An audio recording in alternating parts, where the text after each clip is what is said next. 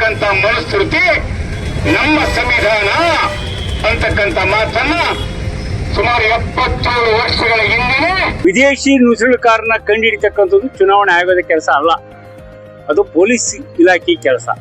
ಆದರೆ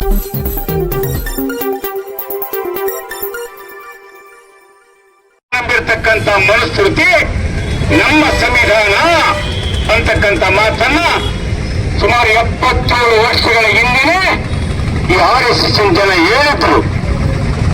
ಆದರೆ ಭಾರತ ದೇಶದ ಸಂವಿಧಾನದ ಅಡಿಯಲ್ಲಿ ಒಬ್ಬ ಕುರಿ ಕಾಯುವ ಸಿದ್ದರಾಮಯ್ಯನವರು ಕರ್ನಾಟಕ ರಾಜ್ಯದ ಮುಖ್ಯಮಂತ್ರಿಗಳಾಗಲಿಕ್ಕೆ ಸಾಧ್ಯ ಆಗಿತ್ತು. ಅದೇ ರೀತಿ ಚಹಾ ಮಾರುವ ನರೇಂದ್ರ ಮೋದಿಯವರು ಈ ದೇಶದ ಪ್ರಧಾನಿ ಆಗಲಿಕ್ಕೆ ಸಾಧ್ಯ ಆಗಿದ್ದು ಡಾಕ್ಟರ್ BR ಅಂಬೇಡ್ಕರ್ ಕೊಟ್ಟ ಸಂವಿಧಾನ. ಪ್ರಕ್ರಿಯೆ ನೀತಲ್ಲ, ಇದು ಅತ್ಯಂತ ಸಂವಿಧಾನ ಮತ್ತು ಪ್ರಜಾಸತ್ತಾತ್ಮಕ ವಿರೋಧಿಯ ಕ್ರಮ. ಸ್ಪೆಷಲ್ ಅಂತ ಸೇರಿಸಿ ಭಾರತ ದೇಶದ ಮೂಲ ನಿವಾಸಿಗಳು, ರೈತರು, ದಲಿತರು, ಮುಖ್ಯವಾಗಿ ಮಹಿಳೆಯರನ್ನ ಓಟನ್ನ ನಾಶ ಮಾಡುವಂತ, ಅಲ್ಪಸಂಖ್ಯಾತರು ಒಳಗೊಂಡಂತೆ ಓಟ್ ತೆಗಿತಕ್ಕಂಥ ಯೋಜನೆಯನ್ನ ಕೇಂದ್ರ ಸರ್ಕಾರದ ಚುನಾವಣಾ ಆಯೋಗ ಪ್ರಾರಂಭ ಮಾಡಿದೆ. ವಿದೇಶಿ ನುಸುಳುಕಾರನ ಕಂಡುಹಿಡಿತಕ್ಕಂಥದ್ದು ಚುನಾವಣಾ ಆಯೋಗದ ಕೆಲಸ ಅಲ್ಲ, ಅದು ಪೊಲೀಸ್ ಇಲಾಖೆ ಕೆಲಸ. ಆದರೆ ನಮ್ಮ ಓಟ್ಗಳನ್ನ ಇಲ್ಲದಂತ ಮಾಡ್ತಕ್ಕಂಥ ಪ್ರಕ್ರಿಯೆಯನ್ನು ಏನು ಪ್ರಾರಂಭ ಮಾಡಿದಾರೆ, 10 ನಿಯಮಗಳನ್ನು ನೇಮಿಸಿದ್ದಾರೆ. ಒಂದು ಸ್ಪೆಲ್ಲಿಂಗ್ ಮಿಸ್ಟೇಕ್ ಇದ್ರೆ, ತಂದೆ ತಾಯಿಯ ಡಾಕ್ಯುಮೆಂಟ್ ಇದ್ರೆ, ಅಂದ್ರೆ ವಾಸ್ತವವಾಗಿ ನಮ್ಮ ಚುನಾವಣೆ ಕಮಿಷನ್ ಕಾಯ್ದೆ ಒಳಗ 43ನೇ ಒಂದು ಆಯ್ದ ಭಾಗ ಏನು ಬರುತ್ತಂದ್ರೆ, ಅಕ್ಕಪಕ್ಕ ಇರ್ತಕ್ಕಂಥ ಜನರನ್ನ ಪಂಚನಾಮೆ ತಗೊಂಡು ಓಟ್ ಕೊಡ್ಬೇಕಂತಕ್ಕಂಥದ್ದು ಇದ್ರು ಕೂಡ ಅದನ್ನ ಮರೆಮಾಚಿ ಈಗಾಗಲೇ ಭಾರತದಲ್ಲಿ 7 ಕೋಟಿ ಜನರ ಓಟನ್ನು ತೆಗೆದುಹಾಕಿದ್ದಾರೆ.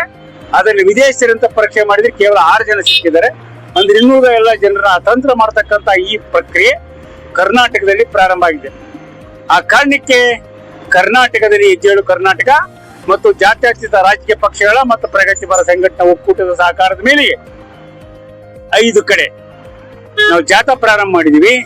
ಪ್ರತಿ ಜಿಲ್ಲಾವಾರು ಜನರನ್ನ ಜಾಗೃತಿ ಮೂಡಿಸತಕ್ಕಂಥದ್ದು, ರಾಜ್ಯ ಸರ್ಕಾರಕ್ಕೆ ಮತ್ತು ರಾಜ್ಯ ಚುನಾವಣೆ ಆಯೋಗಕ್ಕೆ, ಕೇಂದ್ರ ಸರ್ಕಾರ ಮತ್ತು ಕೇಂದ್ರ ಚುನಾವಣೆ ಆಯೋಗಕ್ಕೆ ಸರಿಯಾದ ವಿಚಾರಗಳನ್ನ ಕೊಡ್ತಕ್ಕಂಥ ಮಹಾನ್ ಹೋರಾಟವನ್ನ ಕೈಗೆತ್ತಿದ್ದೀವಿ.